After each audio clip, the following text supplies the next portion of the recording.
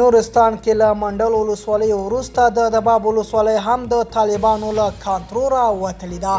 سلام ستړي مشئ، وخت مو بخیر. دا ټول معلومات را سره په همدې ویډیو کې وګورئ او سباون میډیا چینل هم سبسکرایب کړئ. له نورستان ولایت سیمهییزې سرچینې خبر ورکوي چې له منډل ولسوالۍ وروسته د طالبانو دغه ولایت د دباب ولسوالۍ کنټرول هم له لاسه ورکړی دی. سیمهییزې سرچینې د معلوماتو له مخې د دباب اوسېدونکي د مخکني پوځ قوماندان برهان الدین نورستاني د وژل کېدو په اعتراض کې د دغه ولسوالۍ په مرکز یرغل کړی دی.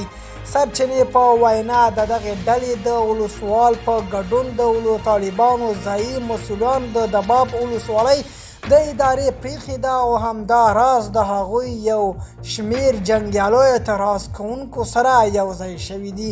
دوستانو، دغه زموږ د نن ورځې چمتو کړی خبر. تر بیا ښه وخت.